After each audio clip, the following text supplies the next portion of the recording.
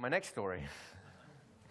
There's a man who is sitting in a monastery and he's exhausted, falling asleep. When he wakes up, it's probably about midday now because he's a nervous wreck.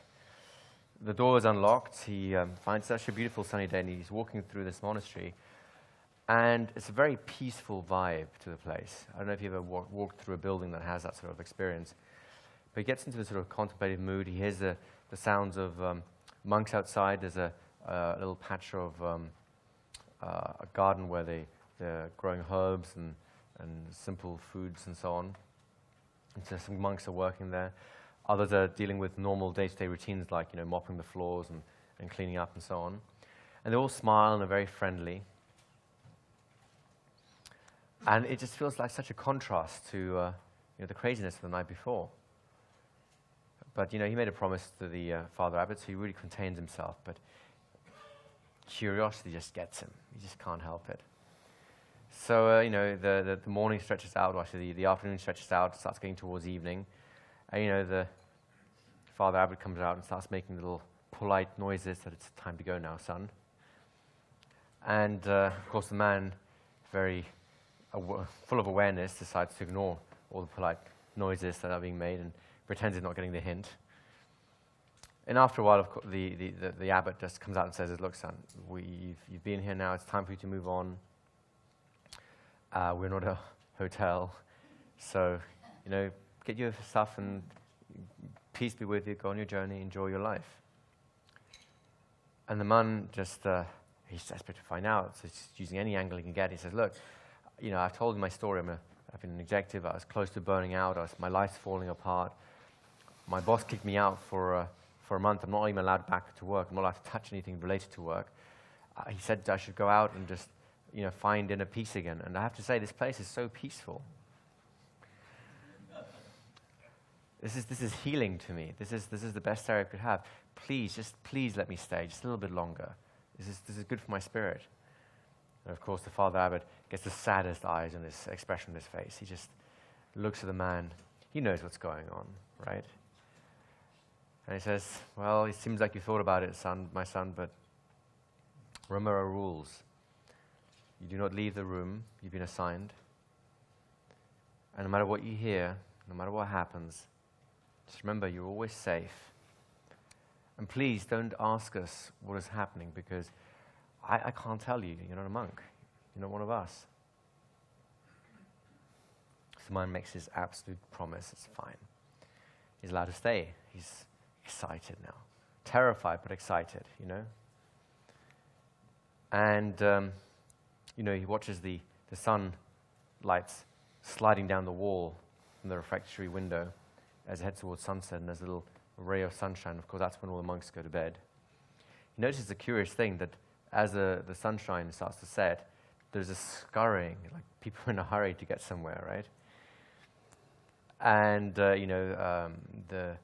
the first monk, the old man who met him at the door, Father Gregory, approaches him and says, "Son, the sun is setting. It's time for you to return to your chambers for contemplation and sleep.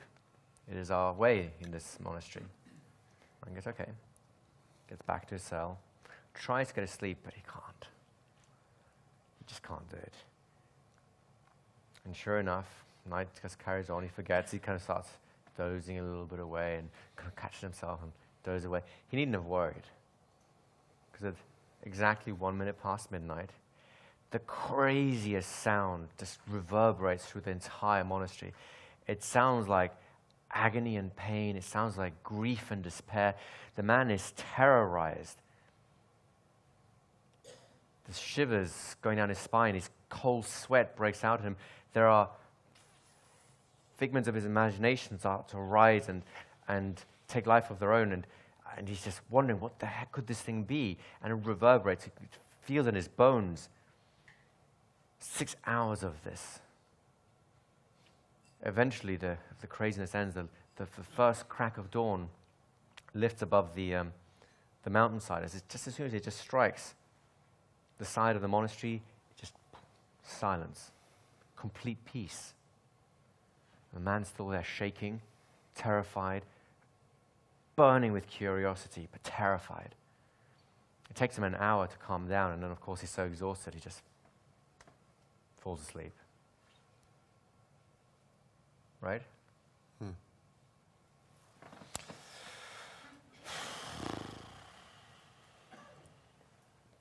I had a nice sleep once. I woke up the next day and I'm making my coffee in the kitchen, and what do I hear outside my back door? Yeah. Thank you. Interactive storytelling, right? Meow. Meow. Meow. Meow. Meow.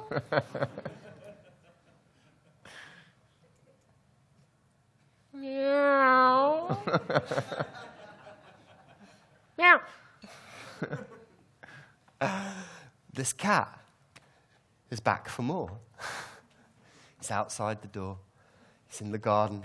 And I'm feeling a bit nervous to go in my own back garden, because not only have I got the cat now, but then I'm frightened that, if I stroke the cat, then that guy's going to go, could get jealous, basically. That's what it amounts to. And I'm in two minds, because on the one hand, this guy's managed to keep his cat alive for 19 years, which, if you know cats, that's quite a result, especially a diabetic cat. But on the other hand, it's an underweight cat. I've done my research. The first thing, I hear this, I go on the internet, I'm tapping away, oh yeah, diabetes. Finding out, making sure I'm treating the cat right. I realized that I can actually give it some water. They get very thirsty, and he's always licking water from my plant pots and things like that. But, yeah, it's a bit of a quandary. Don't quite know what to do. And every time I go back to the kitchen, meow. So this kind of goes on for a bit, and it gets quite intense, because for a start, at the time, my kitchen ventilator was broken. So whenever I cooked, which is every day, I like to have good, wholesome food every day, I had to open the kitchen door. So that I'd open the kitchen door, stick my chicken in the oven, and the smells of roasting chicken would start to waft out through the neighborhood. And sure enough, it was like the cat. Obviously, I was inviting him round for dinner. I mean, if you were a cat, that's what you would assume, right? He's clearly cooking chicken. He's opened the door for me. So the cat's coming in every time. And this guy, in his visit round, he's gone, well, it's very simple. You shouldn't have fed it. For a start, anything that you get from now on is your fault, because you shouldn't have fed it. All you have to do is lift it up, put it out the door. He'll soon get the message he's not getting fed again. I'm like, okay, right, fine. After 15 times a day, I'm thinking, this cat's just not getting the message, right? Maybe I'm not communicating with it right. I don't know. And that evening, I'm in my house, sitting in my living room, just doing a bit of work. Kitchen's out, kind of over that way. I hear a noise.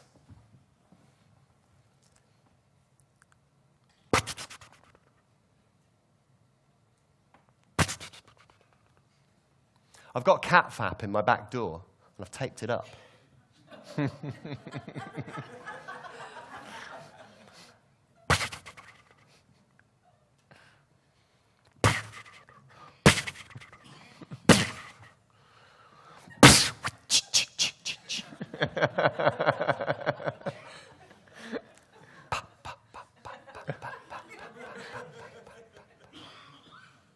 Meow. There's the cat poking its head round the corner in the living room. Hi, cat. How are you doing? I quite like this cat, It's kind of touched my affections, but... And it's actually really... you know, I'm feeling like there's a little bit of a telepathic connection between us. He knows I like it. He knows I like it, really. He knows I don't really want it to go. And I just turned to it and I said, I'm sorry. This actually happened, by the way. I turned to it and I said, I'm sorry, but you're going to have to leave. The cat looks up at me.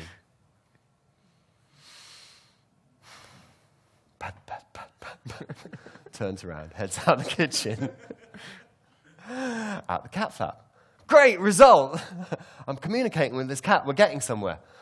Go back to the kitchen, tape up the cat flap again, multiple times, like this. Oh, God, I'm sorry. I just lost myself again. I'm being so indulgent.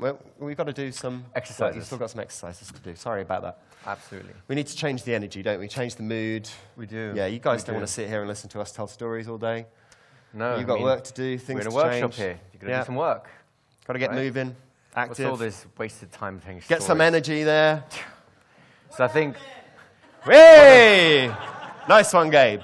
Very good. So I think that what we need to do now is everyone stands up and move the chairs to one side, and we'll come back Let's move again. those chairs. So you know what? Storytelling is a performance skill, like hypnosis. I noticed, watching some of you during the week, that it was great, even though your subject, your client, had their eyes closed. Some of you were still like being really dramatic with your gestures and kind of emphasizing those physical aspects of your communication. And that's what we want to do now. So just give your hands a little bit of a shake out to warm up a bit. Let your arms come into it. Roll your shoulders a bit. That's right. Oh. Do you know that sketch? Was it the Big Bang Theory? Do you know that show? There's a bit where one of the actresses says to one of the geeks, just move about, just go in the flow, just do what comes naturally. And the guy's standing there going, I am doing what comes naturally. This feels good. That feels weird. Right. So arms shake about a bit, roll your shoulders, and just give your hips a bit of a wiggle. Come on, blokes. Having some flexibility in your spine does not make you gay. And believe me, the women in the audience will approve. So, right, you're nicely warmed up. We're going to do a first exercise that takes some of the games that we were playing yesterday, but approaches it in a different way. What I'd like you to do, you remember the magic box, right? And you were taking things out of the magic box. Well, if I just passed Igor something,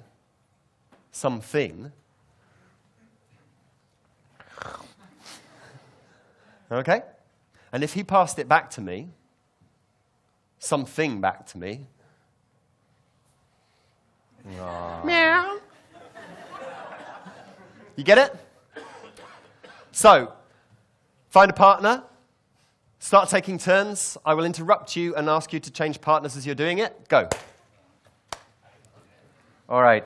Well, I think we need a little bit more energy in the room. So what we're going to do right now is please just walk around the room, point at things, and in a loud and magical voice, make them exist by telling them what they are. This is a carpet, this is a stage, this is a light, etc. As fast and furious and loud as you can be. Go. And stop.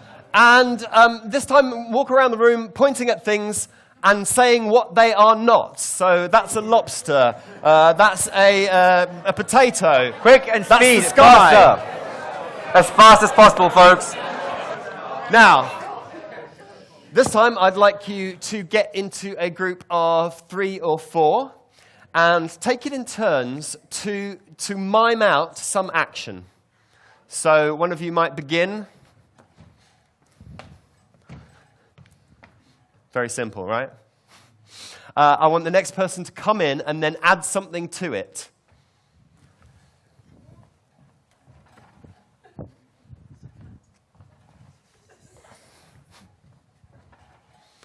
That's fine. That's all. Great. Go. Off you go. The next one's going to be quite a lot of fun. In this one, you're going to stay in the same groups, but you're going to imagine, a little bit of Imagineering going on, that you're a cat burglar in the most bizarre and unique museum in the world. There's kind of stuff in there you would never expect to see in a museum or in a collectible store or whatever. So you have to kind of somehow clamber over the furniture, the obstacles in the way, the death rays, of course, which are very important to miss. And from time to time, you'll find an interesting object that you can pass to someone else in the group, who, of course, is your fellow cat burglar, has to first get to you to be able to take the object and really appreciate it. You may add in a narration. In other words, you can talk. If it helps. Oh, thanks. All right, guys, off you go. Okay, so now what we'd like you to do is we'd like you to choose one of the stories, preferably one of the ones that you've gone through that process with, and in 30 seconds, a minute. Give him a minute. Give them a minute. In a minute, I mean, you know, we're going to give you a lot of time for this exercise. 60 seconds, it's that crazy long. Tell that story and simply be aware of your physical gestures as you're telling it. And whatever you do, simply do it bigger and with more exaggeration and force than you usually would. Yes? Go. Very good. So who enjoyed doing that? Hands up, yeah? Good. So for the next exercise, again, get into small groups, 2, 3 people is fine. Different people. Different people this time. And choose a different story. Whether you've put it through this simplification process or not doesn't matter. You can put it through that now, or you can choose one you've already done so. But a different story than the one you just told. The only thing you're going to add there now is you let your mannerisms come out normally, maybe accentuate them a little bit, not doubling them, just accentuate them a little bit more than you would normally do. But the thing to focus on is stretching the story out a little bit by giving descriptions of things you can see within it, just anything visual. The sunlight glittering on a leaf, watching someone's facial expressions. You can make it as well, but then describe how the eyebrows came down and their jaw dropped and the fist came flying towards your nose, and you didn't see it coming until an explosion of stars. You get the idea? Colors, textures, shapes. Anything visual. Werner, of course. Light. Use whatever your primary experience is to create the same experience in other people, so use whatever comes to you as your strongest sense. Okay, guy? Do you understand the exercise? Let's take a minute and a half each to do that, and we'll come back for another exercise. Off you go. Different story, different partners. Fantastic. I'm seeing some great things. I can see the story from way over here. It's fantastic. And what we'd like to add in now is you can use the same story or a different one. You're going to change partners. And this time we'd like you to focus on auditory descriptions. Descriptions of what you can hear. You get to include everything you've done so far, so you can still use gestures, just accentuate a bit more. You still describe things that you were seeing, visual experiences. You can de-emphasize them in terms of putting more of the emphasis on auditory, but still have them in there, so it's part of that story. And then just really lavish yourself on the sound of the voice barking, the sound of flesh striking flesh. For some reason, I'm stuck on that one. I don't know why. Meow. Get the idea? All right, let's give them another 30 seconds. Mm-hmm, so 2 minutes apiece. Cool. 2 minutes apiece. Off you go. All right, having fun, yes? Good. Are your stories getting better yet? Have you noticed how putting stuff into it starts enriching them? So again, you're going to change partners or groups again. That bit's important. That is you need to have an experience of doing this with many different kinds of people. Switch your story out again. So have one of the other stories in your repertoire. And you still have the body language. You'll still have the visual descriptions. You'll still have the auditory descriptions. Now I want you to include the kinesthetic, which basically means emotions, things you felt inside, and physical touch, the texture of things. Right? Everyone clear on that? So we'll give you an extra 30 seconds, so 2.5 minutes apiece. And just really enjoy that. Off you go. That's great. How's that going? You enjoying that still? Some great stories coming out? Are you noticing you're breathing new life into your stories now that you're putting, really it's fluff, it's filler, but some of the stories are coming more to life, and you start thinking of different frames of reference and presentations that are more powerful. Would that be fair to say, guys? Yeah? So for the next exercise, I'm sure that you'll have discovered that you'll have been doing this anyway naturally, and we'd just like to round off this part of the exercise by emphasizing it. What we'd like you to do is do what we call in hypnosis and NLP synesthesia switches. So you begin with a with a visual description, for example, and then move to touch, then move to sound, then move back to visual. Begin to move between and glide between the different sense systems, and notice, sometimes the sense system, the change in sense system will take you away to another part of the story. Sometimes it will focus you in on building a richer representation of something that's right in front of you. We will add another 30 seconds. 3 minutes apiece. You have 3 minutes apiece. You may choose a story that you're working up, or you may use a different one. Change partners again. Fresh partners, and off you go. Off you go. So you'll have probably noticed how, when you change the content, you'll already have noticed that the non-verbal elements of your communication are kind of popping out there naturally anyway, right? And just to round off this section, we want to just add in the final element there. And you'll probably have noticed when you're talking to people and when you're listening to stories that there's one really important element of how they talk, right? Because you can use your voice. In some ways they're very incongruent, and in other ways that have a different kind of experience as well. And you can use speed to kind of punch energy into the situation and kind of like zip people up. And you can use something else to get some energy into them also. Sometimes it sounds like one of these. And sometimes it's just one of these. And you can draw people in closer. And you can also use deep voice. Or,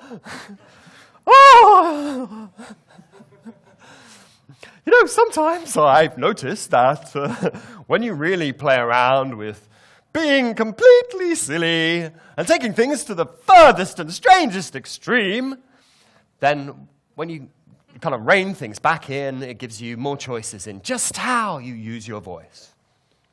Do you all understand the exercise? Different partners, same or different stories, 3 minutes apiece. Off you go. All right, guys, welcome back. How did that go? Who had fun with that? Just hands up. Lots of enthusiasm. So over to you. What did you learn from all these things? What did you experience? What surprised you? Questions, comments, observations? Praise? One over there. Jesse? Was that praise or was that a comment? There's various ones over there if you'd like to wake up. There you go.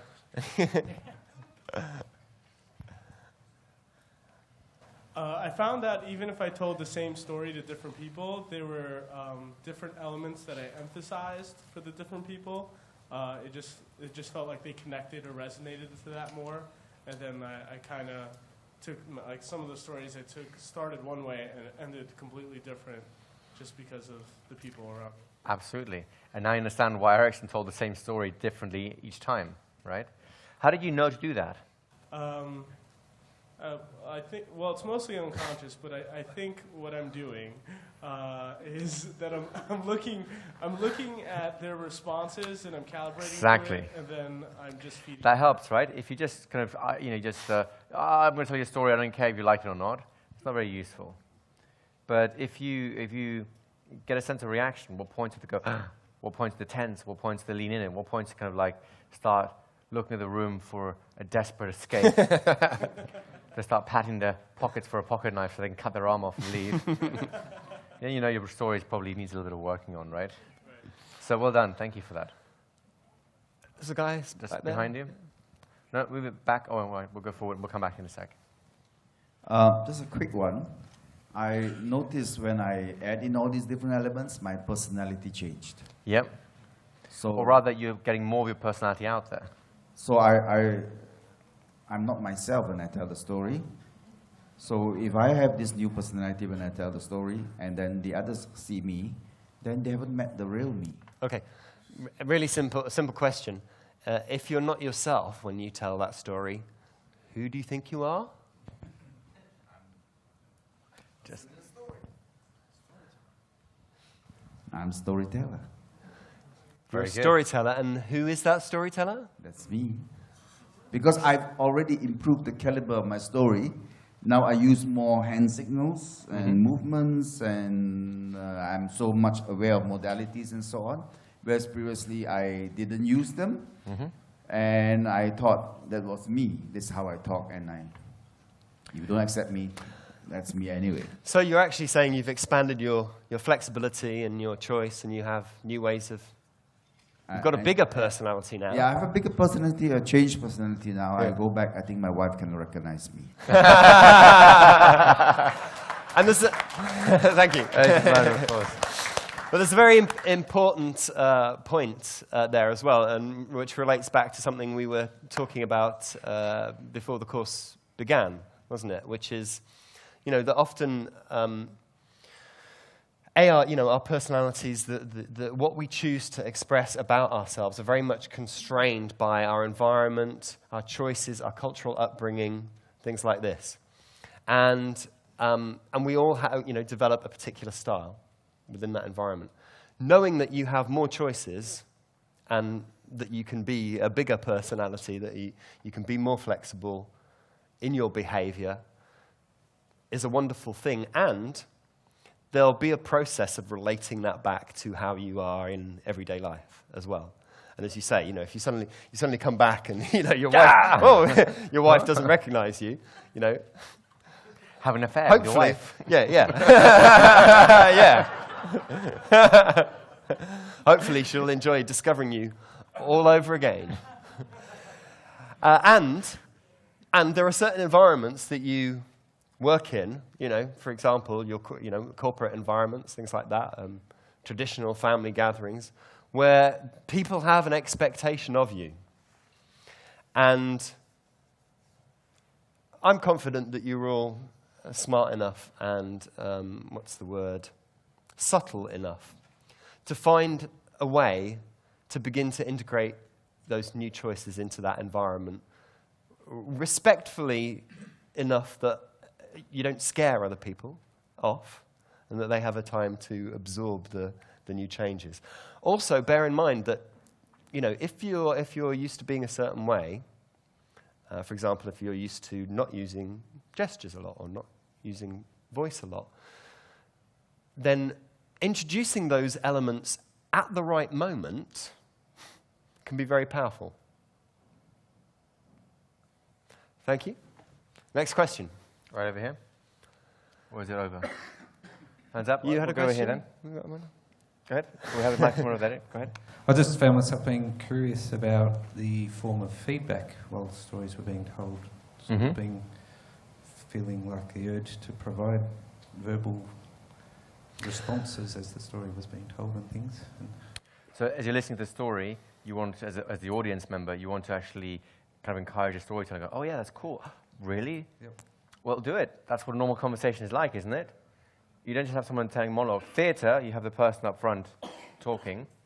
In a normal conversation, there's usually little signs of encouragement, like, no, you don't say. I do say. You don't say. I do say. Right?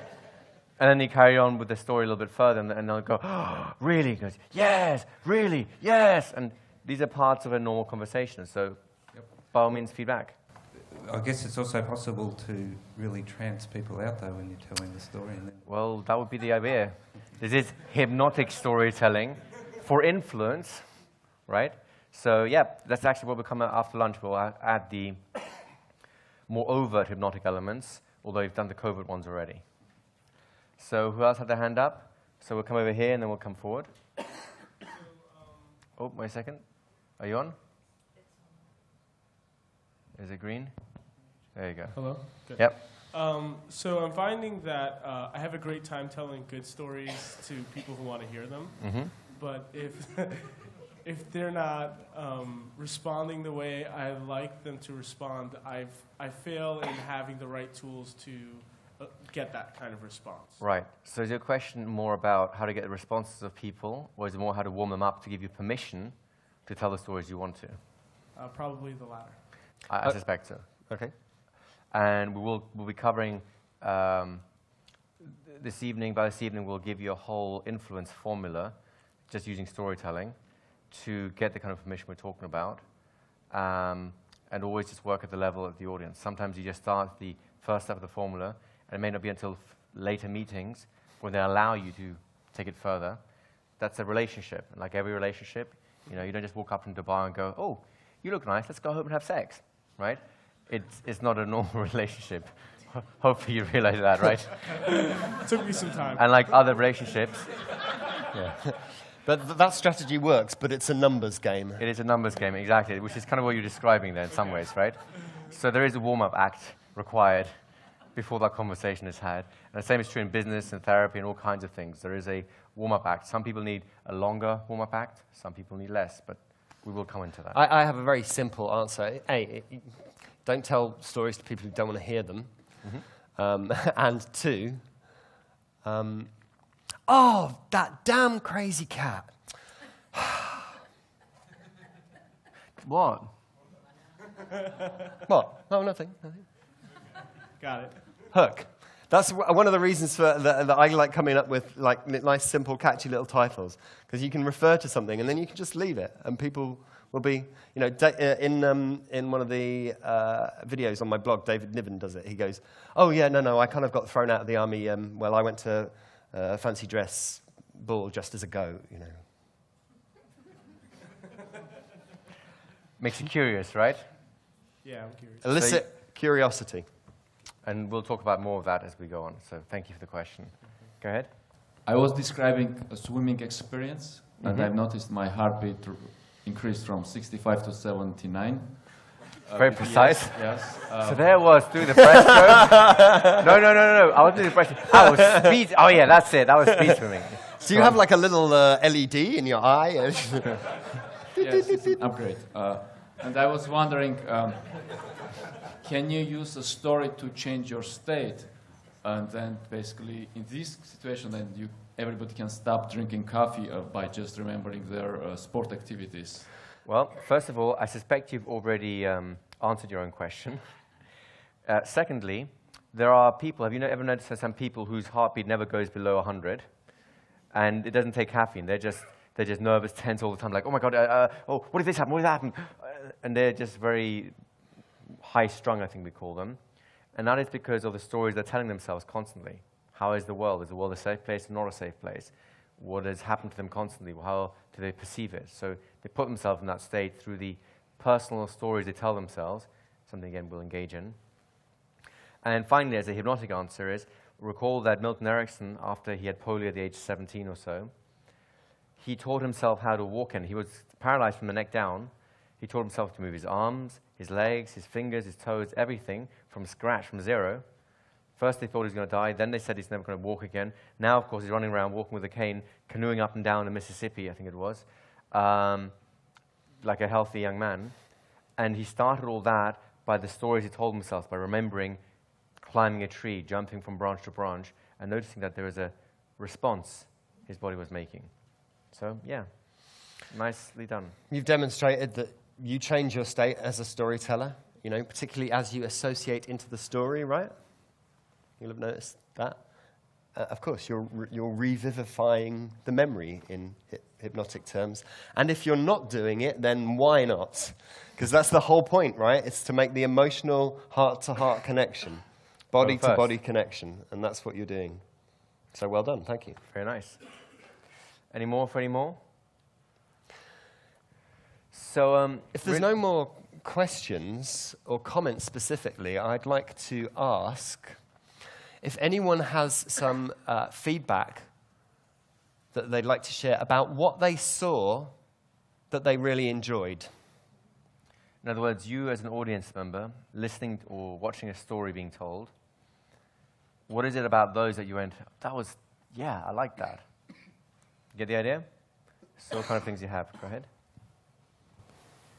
I already gave that storyteller the feedback, but I would like to give it to all of you. He was telling a story about going back to the country where he used to live and meeting his old friends. And it was all animated, and beyond the words I could already see all those friends and everything. And then he said that his focus shifted inside, and he did this with his voice much more, and so the next little while, you know, he was going on about the reflections, and then his voice changed, and for me it was like, okay, now he's back with the group again. So I could really follow that with the voice much more. And then in the end, he did a little loop back again and said, but you know, I had this moment. And yeah, that was really amazing. That's great. And he's doing, he's doing something naturally, which we will be returning to in the next session. So excellent. You guys are ahead of the game. I like that. That's very nice. So for the rest of you can puzzle as to what all that means. Did no one else see anything that they enjoyed? There we go. One person. Great. I noticed that people who use less uhs and ums and who are able to have more of a flow in their story, it's a lot more easier for me to really go with that story. Right. It's the flow that I find. Would you like to... And a bit of a logical build-up that also helps in captivating my attention. Would you like to have a simple trick to cut out the ers and ums and so on from your story? Yes. It's a very simple trick. That was it. So 2 versions. So the man is in this, the monastery on the bed, and he's sleeping, soundly, kind of, as opposed to him. So there's a man. He's in the monastery. Actually, he's on his bed. He's terrified. Does that help? It's okay to pause. And just means I'm still talking, but I haven't got there yet. It's just basically filling sound so that people, because all an and you knows and all that sort of stuff is telling people, please don't walk away yet because I haven't finished. And have the courage to know they're not going to walk away because they're hanging on a thread going, what? And your mannerisms will tell them. If I go, so there's the man in the monastery, right? I'm done. And it's strange to end there, but I'm done. If I make eye contact, so there's the man in the monastery.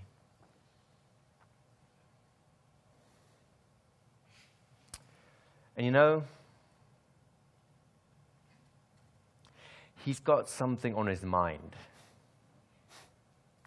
Do I give you any signals that I'm finished yet? So why on earth would you leave? It's okay to pause. Does that help? Yes.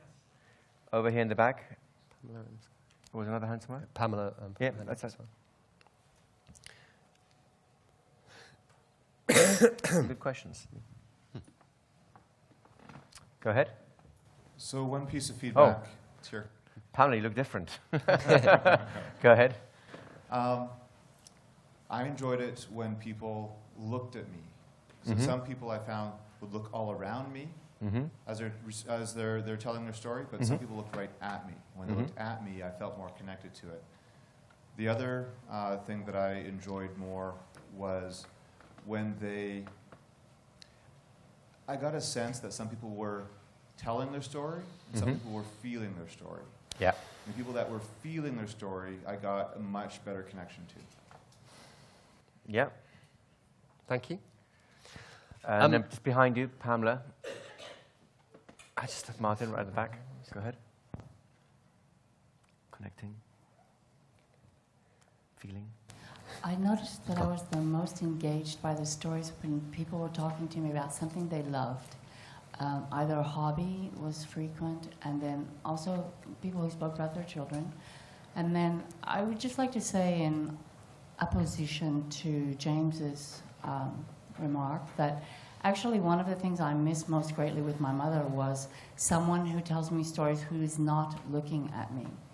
I really like being told stories that sort of in a dark room, from one end of the house to the other, where a story commences and then a bunch of things happen in the middle and then it continues. So all those are really exciting for me. So I don't necessarily have to have someone looking at me. I remembered what I was going to say before. We all have partly this is down to if a storyteller is looking all around, the chances are they're associated into it and they're telling you what they see. If you think back to the Strange World exercise, so if you're doing that, and if you find yourself looking out and like creating the space around you, keep checking back with the person you're talking to, that they're either sharing that with you or keeping eye contact with you. Maintain some eye contact always. And some people prefer to process things differently. So some people, if they're processing what you're saying visually, they're not going to be looking at what you're describing. They're going to be going inside and making pictures. Does that make sense? So people are going to respond differently in these situations. Eye contact is essential for drawing people in, and be aware that people have different thinking and processing styles. So just because they're not looking at you doesn't necessarily mean they're not listening. Quite often, if I'm listening to somebody, I'll actually put my head down like this, and get my ear closer, and then I'm making pictures and feeling my response to what I'm hearing. And the way you can tell these things is just through experience. You do glance at them around again, even from the corner of your eye, to see, okay, they're still there. And there should be a kind of a felt sense. You'll have a sense of, yeah, I've got this audience interested, versus, yeah, something's not quite right here, I don't know what it is. So just play around with it, and you'll get the varieties. I'd like to invite you, for the rest of the course, if you haven't begun to do this already, to, whenever you've heard somebody telling you a story, simply feed back to them just anything that you noticed that you enjoyed or liked about what they did. And only what you enjoyed and liked about what they did. Because we're watering plants, and where attention goes, energy flows. Let's only water the plants we actually want to come up. Because otherwise you get choked by weeds, and that's not very useful. So with that happy little story, let's take an hour and a half for lunch. Do you want to add something? No. With that happy little story. Meow. So there's that man. So yeah, that happy little story. Let's take an hour and a half for lunch. Let's be back here. We'll start at 10 to on the dot, so 10 to 2. So be back here about 1:45 or something, okay? Thank you, guys.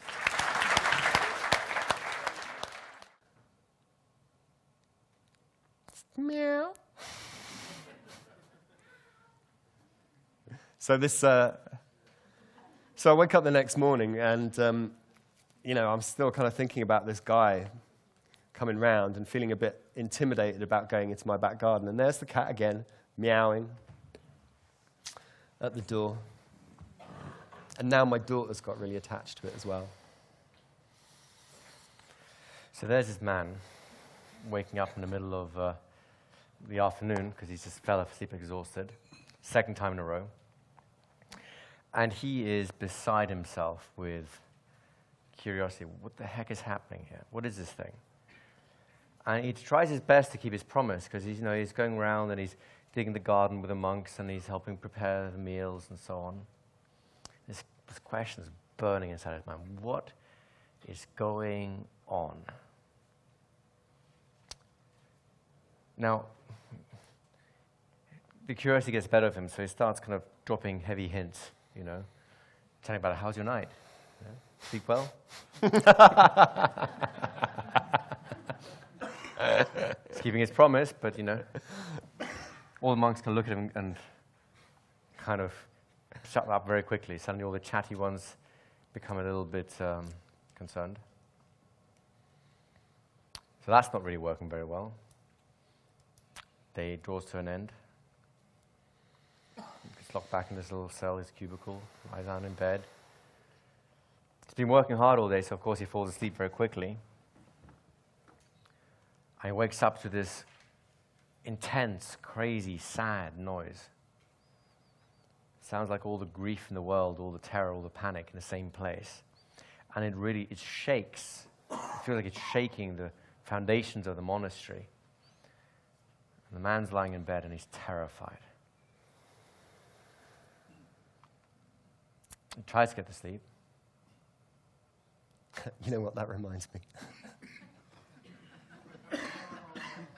Because you know, that day, the cat's mewing outside the door, and I'm kind of getting ready, and eventually I kind of look out the back door, and the cat's gone. I can't see it anywhere. So I think, great opportunity. And I've got the chicken that I roasted the day before. I like to, you know, I really enjoy cooking, and I think, right, I'll get the bones on the boil, make a nice chicken stock, have chicken soup later today. So I'll start the pan going, start it boiling, and check out the window. No, there's cats. Open the door so that the kitchen doesn't get too steamed up. And it's still morning. You know, I've got to start work, so I think, right, I go quick jump in the shower. La da da da da.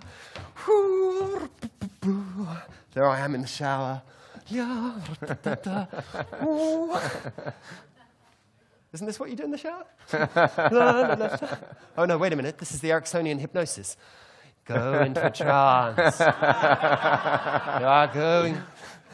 Yes, I'm taking a shower there, having a great time. Suddenly there's knocking on my door. So it's a bit rude, you know, it's a bit loud. What's going on? I'm having a shower. Blah, blah, blah. La, la, la. What's that?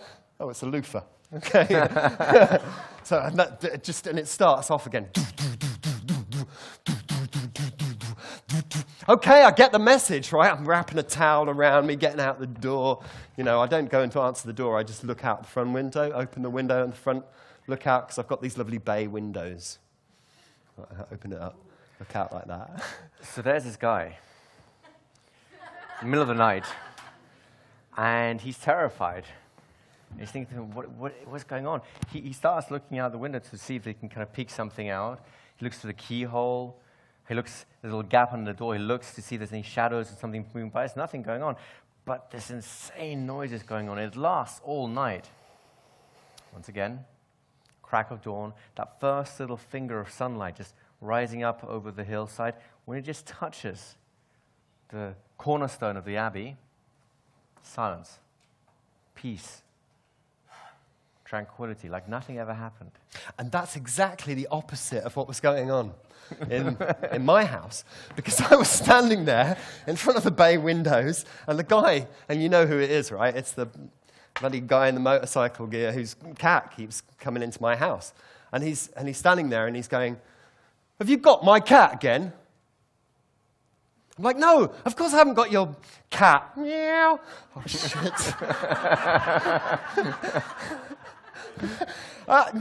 Yes, it is here, but it's just here. What? Do I have to tell you again? Am I going to have to bring you my vet bills? That cat's got an owner, you know. You can't just steal it. I don't want your cat. Why are you coming with this attitude? I'm trying to help you. I've given you my phone number so you can call me if the cat's ill.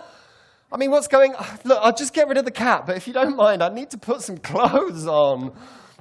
Meanwhile, the man wakes up the next afternoon, and he's still shaken. He works the grounds. He tries to corner the odd monk or two. And this happens for 2 or 3 days. Each time, they turn pale as a sheet. I mean, you could not have seen people paler than this, and they just scurry off, and they try very hard to avoid eye contact. After about a week or so of doing this, trying to corner people and talk to them, he's got no friends left. No one wants to actually talk to him anymore because they know what's going to come. So one day, the Father Abbot sits down with him, and he says, I understand you've been working hard in the fields. The man says, yes. You've done good work in the refectory. And the man says, yes. I hope you've been feeling the peace and tranquility of this place. The man says, yes. And you've been asking some rather curious questions of our brethren here, the monks. The man gets a little sheepish and says, well, yes. I understand your curiosity, but you made us a promise, and I'm going to have to ask you to keep it. The man can't contain himself. He just starts grabbing by the shirt like he's wearing a motorbike jacket and say, "You've got to tell me. It's driving me crazy. Each night I go to sleep. I go to sleep when the sun goes down, and I get a few hours sleep, and suddenly this crazy noise comes. It's terrifying. It's sad. It's all the pain in the world. I know exactly what you mean. I do. I know exactly what you mean. Because by now, you can imagine, I'm just like the cat's snuck in while I'm taking a shower. This guy doesn't realize that I've been chucking the cat out, like 15 times a day, and it's not learning the lesson. And he's gone off angry at me. I mean, I don't know. He probably thinks I've got like a little bowl of cream laid out for the cat, and a nice little home for it to, and that we're going around stroking it and kind of kidnapping it. No, come and play with us. Don't go and play with him. Play with us. And I'm like, I'm upset. How do I, I'm just so frustrated. And it's not, because he keeps coming round with all this bad energy, I've tried to be nice to him. I'm trying to explain to him that I understand about his cat. And he's anxious about his cat because it's old and it's got diabetes. You might have mentioned that earlier. So the man, of course, is almost frantic at this point. He's grabbed the father out by the coat and said, please, please, please. And I'm frantic. I'm completely frantic by this point. I'm and the wandering father around my saying, house. what the hell? You made a promise. And the only reason you stayed here is because you promised you would not ask, Father. Please, stop asking. I cannot tell you. You're not a monk. The man just shuts up in frustration. Yeah, you know what? Should we get on with the next exercise? Yeah, probably best. Yeah. So there's a particular thing that you do with your stories that can create a tremendous amount of curiosity, for starters. And, it's kind of like a man leaving an office in a monastery, shaking his head at the frustration of... Well, anyways, it's a way of using your stories so that people really basically sit around and ask you, more, please, tell me more. There's a wonderful example of this that I remember from Tanzania, because I was born in Tanzania and I go back there as often as I can. And there's a tradition of oral storytelling in the Sukuma culture. And at night, by a full moon, in front of a fire, people gather round, and the old lady who makes the cassava whiskey, which is the local illegal brew, she keeps it in the banana tree, hidden in the leaves. Whenever you go round her house, my friend is a doctor, and when we go from his surgery up to his shamba, his farm, we're going up the hill, and he always goes, "Shall we do a lefty?" And he means, should we just take a diver and go to visit the old lady who sells the cassava whiskey? But she always has to drink some of it first. Be rude not to. Yeah, to prove it's not poison. Yeah. So she's always off her trolley. But I always remember one night one of the storytellers, this guy Juma, who was a witch doctor, did the absolute classic. He went, "That reminds me." Oh, no, you don't want to hear this. Everyone goes, "Oh, but please, tell us. Tell us." Yeah, we do. He said, "Oh no, you don't want to hear this." But you really should tell us. Really? Please. Really? I would really like to hear. Really? Oh. Okay, well, and then he gets up and starts his story. And there's a lovely way they have of, there's a certain rhythm to the way they talk. And the audience, as they're listening, just get into this rhythm as well, because they'll be sitting there and they'll go, Ndeo. Ndeo. And Deo just means it is so. And they've heard the story before, and they're all, yeah, that's the way it goes. Ndeo. So you get this marvelous kind of counterpointal rhythm between the storyteller's speech and then this response of the audience. Yes. Yeah. Yeah. So there's a skill in here that might be of use to you. And really, the easiest way of getting it is by doing it and experiencing it for yourself. You have a stock of stories. Whether or not you wish to change them out over time, that's your job or your call. What I'd like to do is to get into pairs or groups of three. Let's go for pairs. A little bit easier. get into pairs. And what I'd like you to do is to tell 3 of your stories. Just when it starts getting really interesting, just move on to the next one. Don't actually finish it. When you start seeing interest, yeah? When they start going, oh, really? You go, well, that's not the most important part. There's this other one where this happened. So all you're looking for is the cue of when to switch is very simple. They'll give it to you. And we'll go, that's the one. Oh, yeah, because on another time, I had this other experience where, and off you go on the other one. And they'll be like, hello? All right, at first they'll think, this must be having to do something with the first story, so they'll listen carefully, and then they'll go, what? And I'll get all confused. But then I'll forget one, and I'll go, really? That's when you go into the third one. So it's a very simple process. You just observe your partner for your cues and when to move on. It should really only take you about 3 minutes. If we give you 5 minutes apiece, you have more than plenty of time. And, of course, everything you've done so far still counts, right? By the way, there's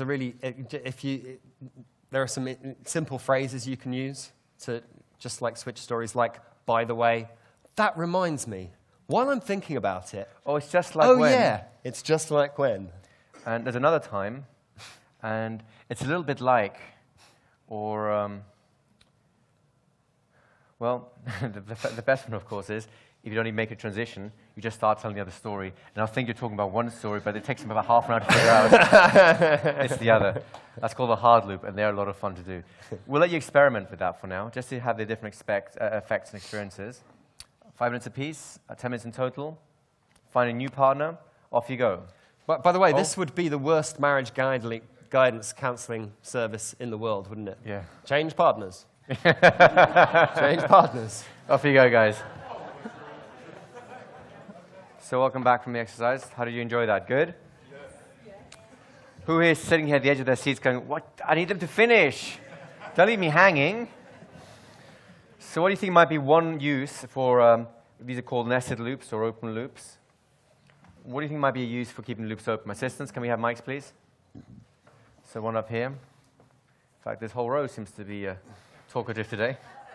That's fine. We can just hand the mic down in a row. It makes life very easy.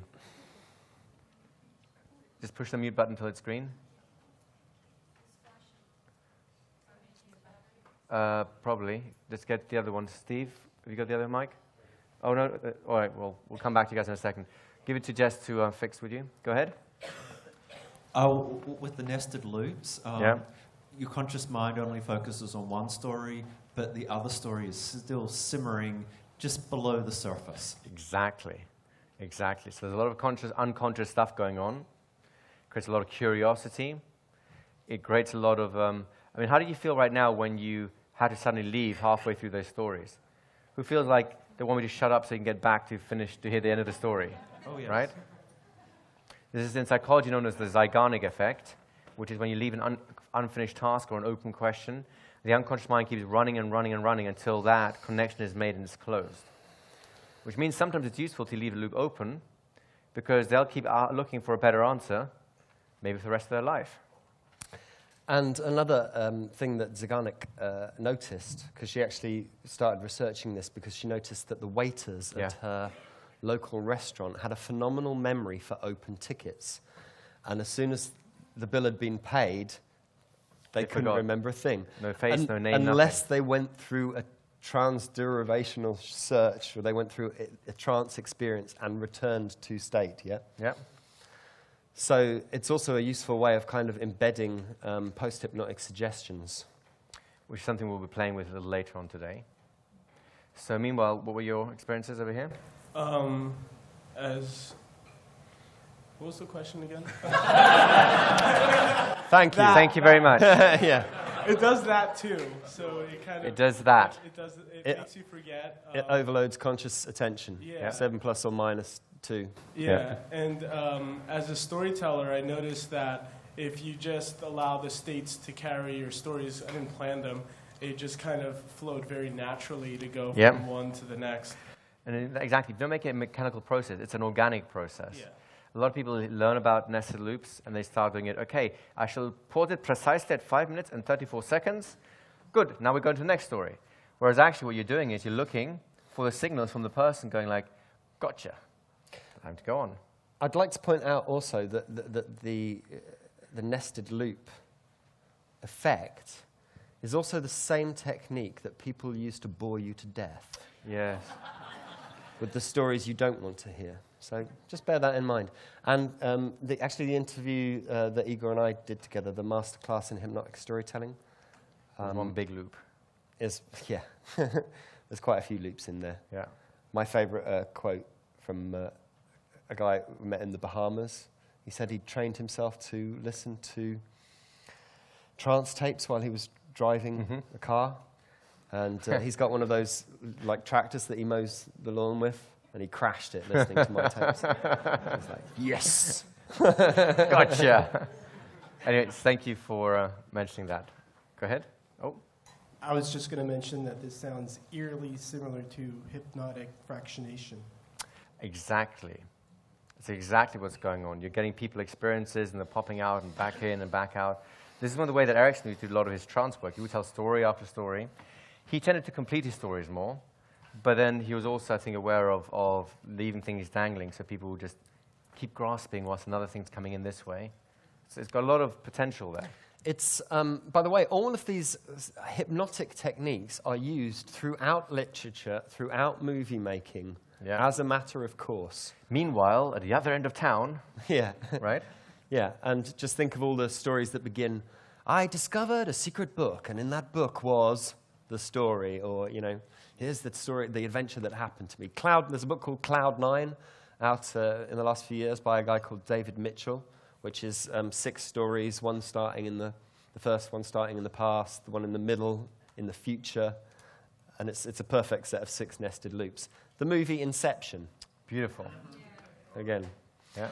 And this is also the works of Robert Anton Wilson and Robert Shea, the Illuminatus trilogy. What they use, it's called the Sufi scatter technique, because this technique is also used in Sufi teachings a lot, where you're basically, I use it in workshops as well, because it confuses the hell out of people. Like meow?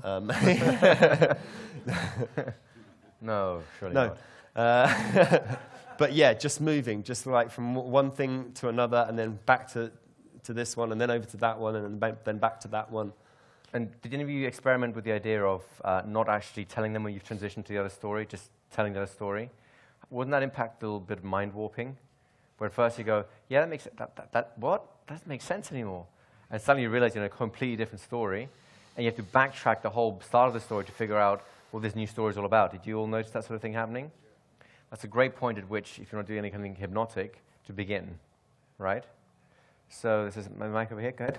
I just noticed as you're telling the story, and the person's getting in and in, yeah, and you just keep switching. Yeah. And you know, if you were to say embed a lesson just about there, you know, they are in a yes set. It's Fantastic. And we'll be coming right on to that. They don't even remember they were yes. Yeah. That's an excellent you. realization. That Thank you. You guys are basically teaching the rest of the day for us. I think we should take a break and just leave it to Okay, it. yeah. Anyone else, or should we just add the next piece? Let's have one more over here, and then we'll add the next piece to this. Oh, I've just wet myself. Is your drinking problem coming back?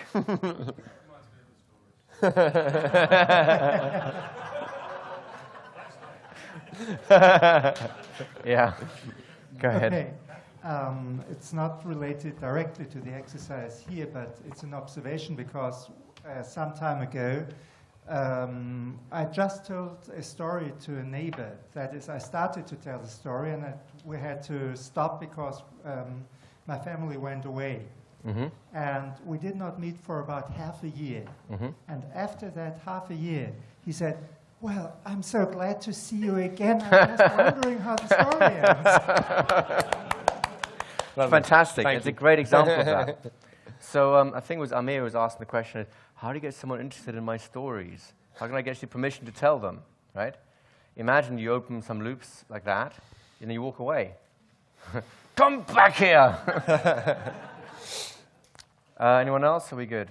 Oh, just these. We have 2 more, and then we'll move on. Yeah, perhaps a question about something you discussed previously. It seems that some people are on a mission, not in here, but to sabotage your story, and that is like the pauses you mentioned. Sometimes you need half a second and they start pushing through their story. Yep. Pause again. Again that story. It's very hard. Perhaps you all met those kind of people. Yeah. How do you win that authority to get your pauses right? Well, there's a couple of ideas. One is just to recognize that most people aren't that way, which helps. Secondly is to ask yourself, which kind of conversation do you have? Is it a one-to-one conversation? Are you in a group? If you're in a group, you can basically just carry on with your conversation anyways, and if they're hooked into your story, they'll ignore his. It's an unwelcome interruption, right? If it's one-to-one, then you really have to ask yourself whether it's appropriate for you to force your story on him as he's forcing it on you, if you see what I mean, right? So there's a social context there. And of course, there are social cues. For example, if I heard Robin do a cat-like noise like, meow, I can always add something to remind him that there's a monastery. And the man has to get back to his room because it's getting late. And of course, no one's allowed out after dark because stuff happens, right? Yeah, I know what you mean, because I was really worried about this cat. It was keeping me up all night. So,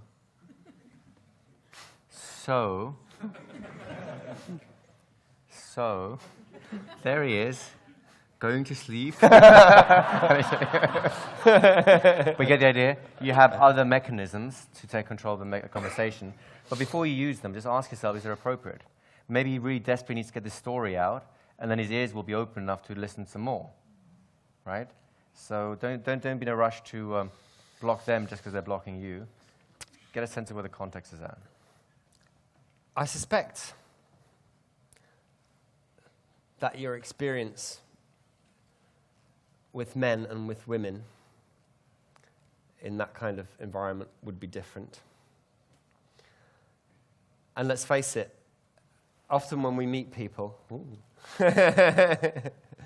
your experience with men and with women would also be different in a different way.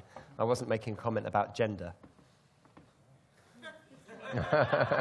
I'm making a comment about competition and ego and space. And a lot of time when we meet people or when we're in the social group, there's a competition for the alpha position, whether that's the alpha male or the alpha female. There is... people do this, don't they? Yeah. and in our civilized world... Sorry. In our world, typically the alpha controls the group, not through physical force, but by controlling the ongoing story of the group. Another little element, there's a book called Games People Play by Eric Byrne. He also wrote I'm Okay, You're Okay. He was a transactional analyst. And he talks about strokes. And the way I approach those kind of situations with a new group is every communication I give is like a stroke. Every time, if it's about me, if I'm talking about myself, my audience is giving me a stroke. It's like, oh yeah, there you go, some attention for you. When I'm listening to them, it's like, oh yeah, here's some attention for you. And we trade strokes. You know, if I'm telling a story that is actually about you, then that's reversed. I'm actually stroking you. Please don't get this the wrong way. Okay? It's not that kind of seminar. But there's a trade, there's an interplay of strokes. And as we reveal things about ourselves, we kind of give permission for others to do the same, and vice versa. It's a trade-off. If I find myself in a situation where that's not happening, I leave. I don't want to be around people who are self-obsessed. Well, Not all the time, anyway.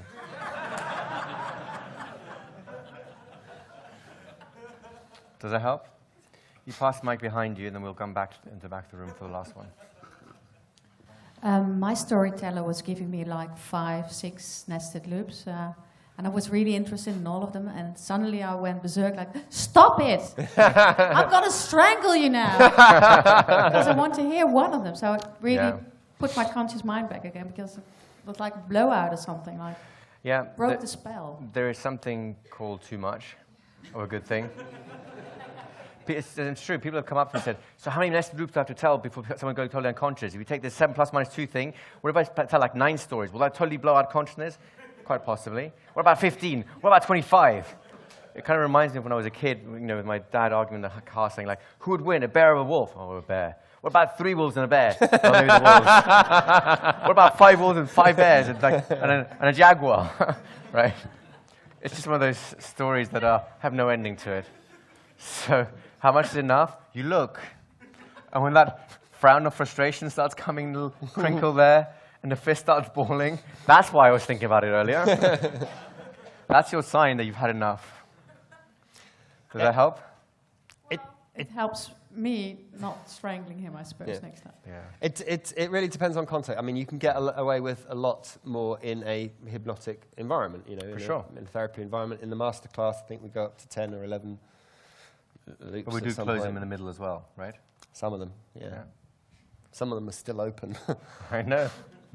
I get asked about them.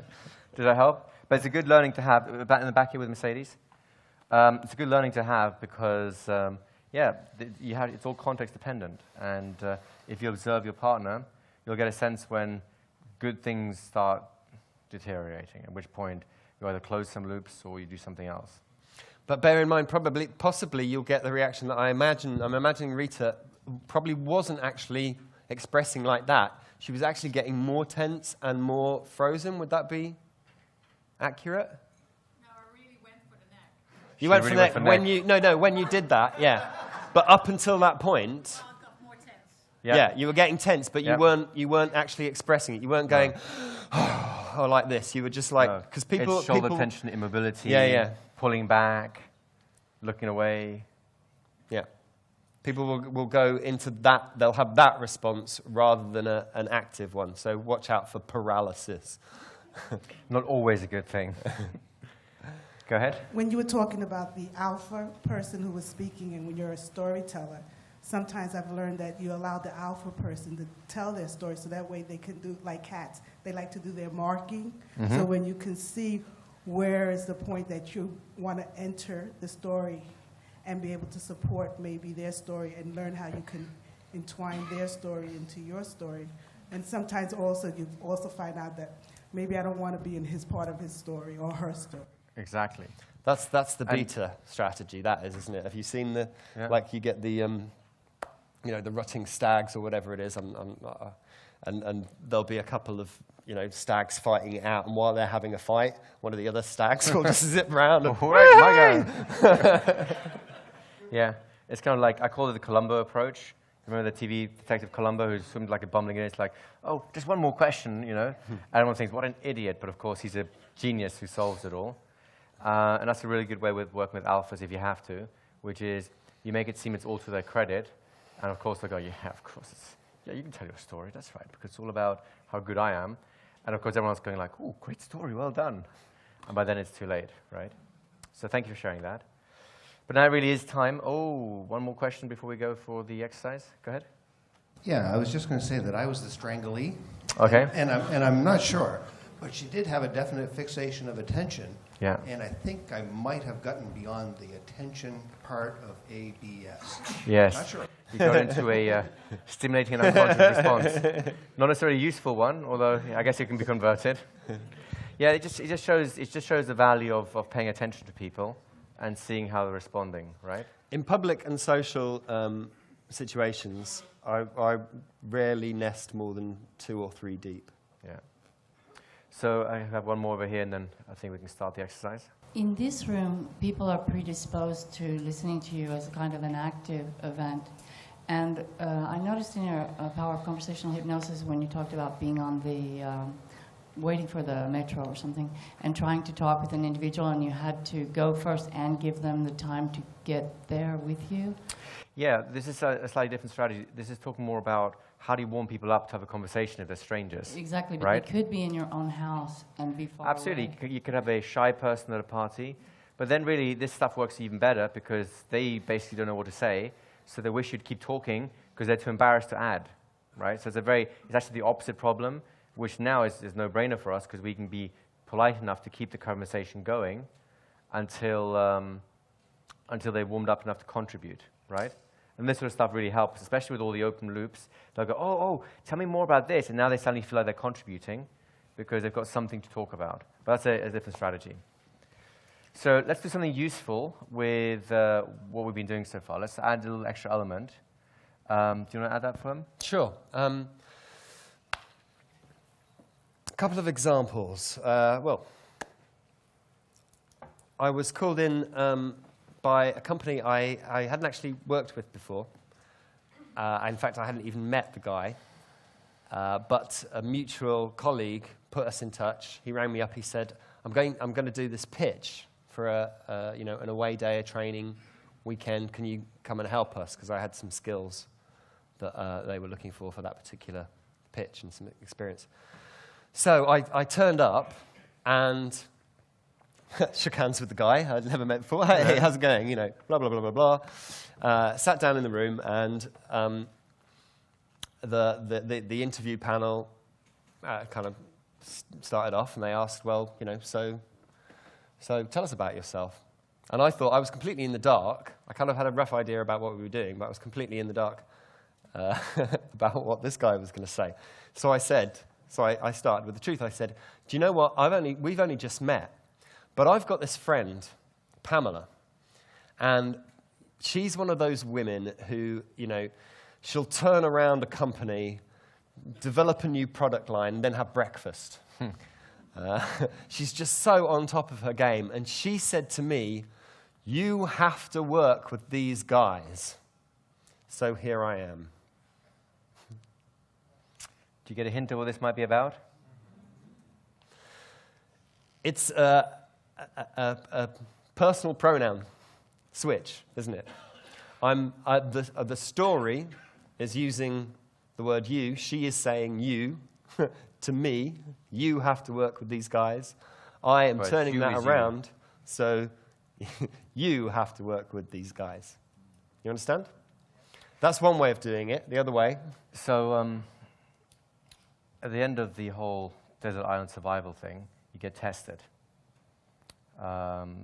We get picked up by a helicopter, and it just flies out of the islands of Belize, beautiful oceans and so on, lots of little picturesque islands that are hellholes when you actually get there. And then halfway through the flight, there's an announcement over the intercom. There's just two of you sitting in the back, the pilot in the front, and there's like one of these intercom things coming through, flashing, Mayday, Mayday. Abandoned ship, or it was something else. It wasn't a ship, but it was a helicopter. I think they actually used abandoned ship, which was interesting. And the helicopter hull was a bit lower, so we don't die. But you have to jump out and swim to the shore. So I don't know if you have a thing for heights or not, but you can imagine standing at the edge of the helicopter. There's a rail just actually outside the helicopter. You put your feet onto it. You shouldn't jump from inside, because otherwise all kinds of unpleasant things can happen. So you actually stand on the rail, and you've got to time it with the other person, because if you jump too soon, it's not a commercial helicopter. It's not a military helicopter. It's commercial, so it's got less balance. It's less weight. So if one of you jumps too soon, the helicopter tips, and like a food blender, you know. So you're standing there, and you're looking down, and you're looking at your partner, and you're looking down, and the call comes, go, go, go. So you have to look at your partner, and you've got to time it just at the right. Do you get the idea? So you're looking down there. You know what it's like when. So I'm just about to jump off the cliff, and you know what it's like when you're looking down. You get the idea? So I'd like you to find a new partner. Tell your nested loops again. You can make new ones if you want, or you can use the ones you've already used. only within them, I would like for you to pause within moments and actually switch those referential indexes. So go to the second person, start talking about you when you talk about yourself or about whoever the story is about. Make sense, you guys?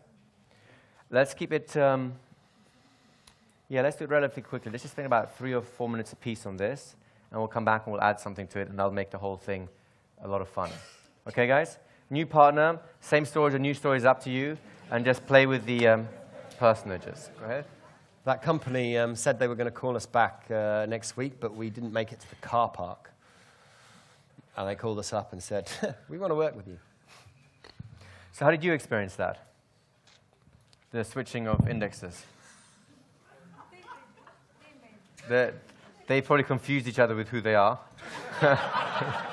Go ahead, put your hands over there, just there. People with hands up, there you go. As a storyteller, I found it quite difficult to stop. Mm-hmm. once I was going from one thing to the other. Once the doors are open, then you just keep rolling, right? Yeah, and I was looking for ways to close the loops. To close the story loops themselves? Yeah. Okay, well, we'll come on to that. That's really relatively straightforward. How do you get on with the switching to the U's and so on? That was easy. Yeah? And how do you experience it as the listener, having someone switch? Let me ask you this. Did it pull you into the story more or push you out of it more? It pulls you in overall, right? And did anyone kind of lose sense of like, of a little bit of reality of like where you were? It's more like, yeah, I'm actually much more, I'm there in the experience now, right? So go ahead. So as a storyteller, I started, it was very easy to do. And I just thank you for that, that's great. And then I added more characters into the story. And then it got really confusing. Not only did I confuse the person in front of me, but I confused myself. and then I did something I didn't think I was going to do, where I was not just making positive suggestions to the person in front of me, but I also played being that person and said, thank you so much for you saying Giving them reaction right back. So I thanked myself for suggesting that they said it, and it was just, it was interesting. Very warped reality, right? Now, would it be fair to say what that Amir just did there? Could you call that maybe a transformational story? Right?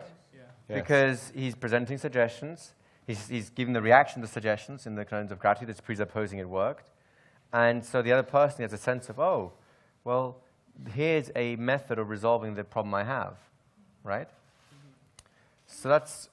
He's doing it in a very natural way. He does it in a very natural way. It's absolutely right. He's just a nice, chatty sort of person, so you can do that naturally. But all of you did it to a certain degree already. So what we're going to do now is formalize that after a certain question whose hand I cannot see right now. Let's just... Oh, there you go. That is a danger, by the way. I usually keep track of stories. Fingers? 1, 2, 3, something like that. Yeah. Because, yeah, I mean, Igor knows occasionally. Igor knows occasionally I've been mid-story and kind of gone, where's going with this? Oh, yes. Yeah, although usually just, my unconscious usually takes over at that point and goes, here's where you are. Oh, yeah. Except when it says, here's where you want to go, in which case there's a new story comes out, and then, yeah. But it's engaging. Go ahead. Just as a joke, at the last loop, I got a completely unrelated suggestion, that and just this is because you're gonna buy this insurance or you're gonna feel protected if you. It was a joke, but even now I can feel that there is a jolt in my brain. That's just the way that my mind immediately rejected the idea. Yeah. I can still feel that it was, like a kick in my brain or something. Of course, because your unconscious recognizes the vulnerable state you put someone else in terms of you've opened their mind up. And there are ethical considerations in play, right? There's nothing wrong with making an offer for something. There's nothing wrong with presenting people a transformational moment where they can get a sense of, oh, if I do follow these steps, this is kind of outcome I can expect. But really, the choice still has to be theirs, right? And that's kind of what we're getting into right now. You've opened a bunch of loops, let's just say 3 of them, just keep it simple. you this morning started off telling transformational stories, correct? So why don't you put these together? You tell your 3 opening stories, you do your transformational story. With a referential index shift. Which you switch to the you rather than the I or the person, whatever. When you finish your transformational story and there's that catharsis, then whilst in that afterglow, then just go straight back to the end of the 3rd story, 2nd story, 1st story. So you close them in reverse order, right? So, you know, you tell your transformation story there. My dad's told me something pretty amazing.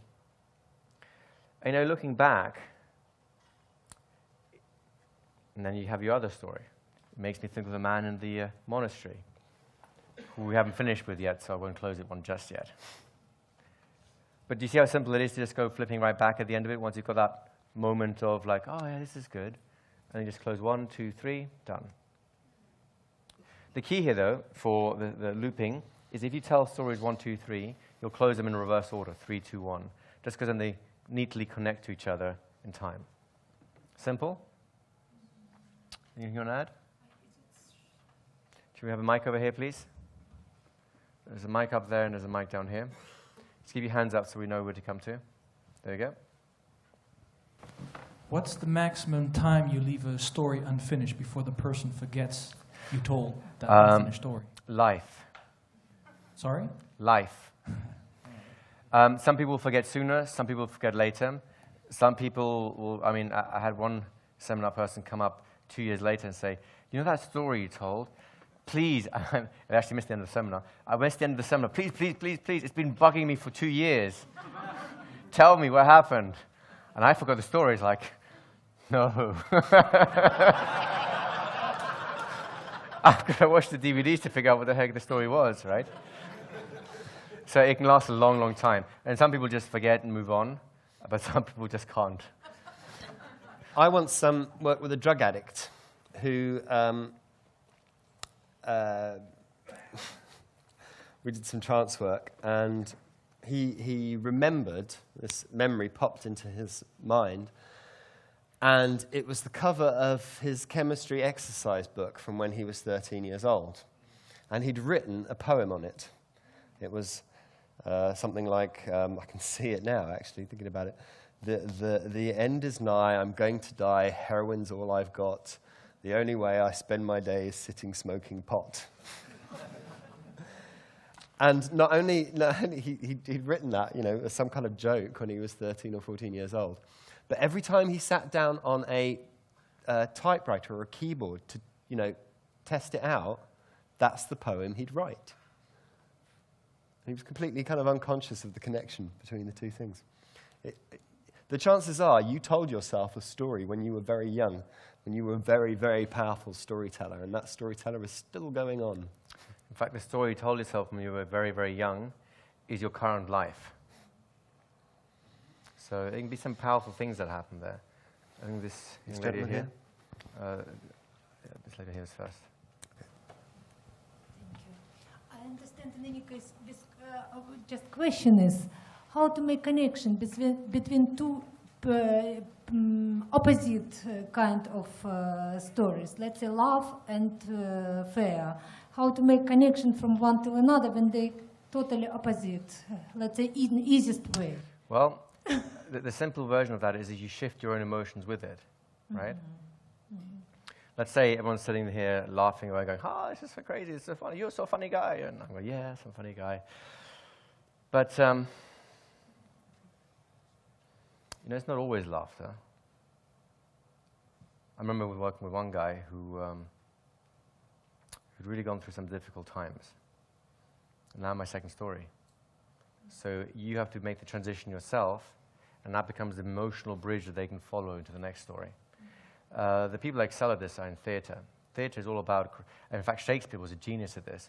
He'd create a comic moment, followed seconds later by one with absolute tragedy. So that's the way to do it.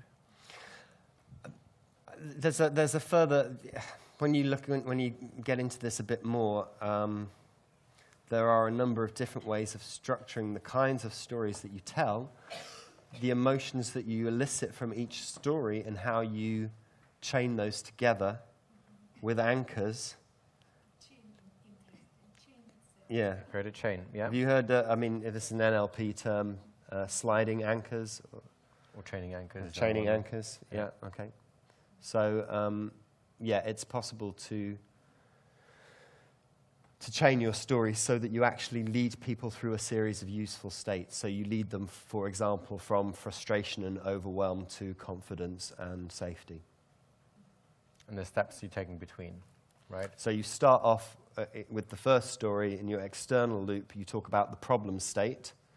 The state in the middle is your resourceful state. The states on the way are steps to that goal. Is that clear? Go ahead. Complicated stuff. What's the effect of closing the loop in the wrong order? Oh, it's not that it's bad. It's just the opposite question is more interesting, which is what is the effect of closing the loops in the reverse order, no, the correct order. And that is that it's to do with recency and primacy. We remember most easily the first thing and the last thing that you experienced, right? The things in between kind of tend to fall out of memory. So if you start with your first story and you end with the first story, you remember one story and you remember its ending, so they'll tend to connect. And the things in the middle drop out. And then the same thing happens with the second layer. So if they've got enough memory left for the second layer, well, the second layer is connected fully as well, which is what's underneath that drops out. And so you create those layers so the things inside kind of end up dropping out, become more amnesic around. I like to call it the donut technique, because you have your donut, and it's very boring until you inject the jam right in the middle. No one knows where it is, but when you bite in, that's where you'll find it. Arthur is next, or unless it's really related to that. Does Arthur next? It's related to that, but... Go for it. He's got the mic. Let him keep it. Somebody talk. Oh. All right. He's being polite. Thank you. We'll come back. You say black, I'll say white. Could you just go over again the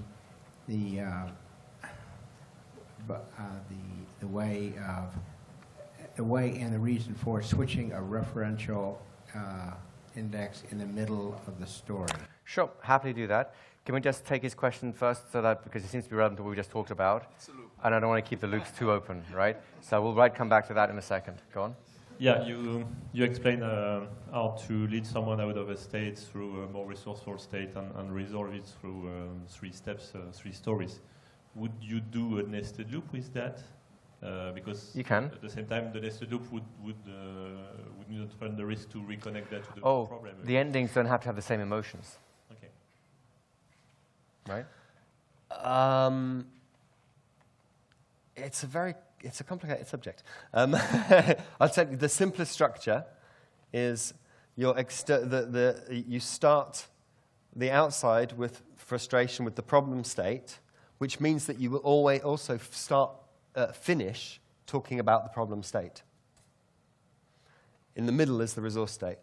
I would usually use five or so stories. So you've got 5 steps along the way. For it to work effectively, you need to elicit and anchor each emotional state on each step of the journey. And I usually throw in, if you like, it'll just give you this information now. I usually throw in a confusion pattern just before the resource state, and I will also trigger the problem state using whatever anchor I've set up just before the solution state as well. But those are finesses that, yeah. But don't worry about those guys. Just to keep it real simple, as long as your endings are clean, and there's no, you don't have to start, all stories don't have the same emotion running entirely and end the same place. So you can have happy ending to all 3 stories, and so the states become simplified. It's just a much simpler way of dealing with it. Makes sense. So now coming back to Arthur's question. Just pass it over here. Let's grab. Coming back to Arthur's question, how do you switch referential index? The simplest version is just the words, well, you know what it's like when you're, or another one might be, just imagine you're. And really, typically, this happens at some kind of a climax, right? So I'm climbing up to the top of Mount Kilimanjaro. I haven't done that. I made that up. And you know when you've been trying really hard to achieve something, and you just get up on top, and you look back on your life, and you go, this is it. Well, it's like that. I got onto the topmost pillar, there's a little rock that you can stand on. I was looking out and I thought, you know, you really made it. So you just switch. You do it 100 times in your own stories, you just don't realize it. And the effect is to associate the person into the story. It makes it their story then, at some level. And you finish them. The transformational story, you start and finish all in one block. It's its own thing. Can you remember what the exercise was? So, very simply, you'll tell story 1, story 2, story 3, not completing it. Then you'll tell your transformational story all the way through until the happy ending. You finish story 3, finish story 2, finish story 1. Simple as that. And especially at this transformational stage here, you will switch to you will switch to you will switch to you will switch. I won't switch, you will switch. The same, yeah, just use it as it can be the third story, it can be the fifth story. It's just the one in the middle will be the transformational one you did this morning. It's a lot easier to do than to talk about. So how about we just try that, shall we? Let's take 6 minutes apiece. Different partners. Start with the 3 loops that you opened up just now. Tell your full transformational story from this morning. And then close the loops up in reverse order. Off you go, 6 minutes apiece. Who enjoyed hearing the loops being closed? Anyone in the room? Yes. Last. Who is now at last? You wasn't finished. That is the power of the open loop. So you have a good sense of what loops do and how they open minds. Sometimes they get stretched too far, but overall they open minds and make people more amenable to things. Yeah. You notice how when you put the transformational story right in the middle of the open loops, the impact is different. It's a little more profound, a little more personal, especially if you switch that index point that we talked about. What do you guys say? Do you want anything before we have a break?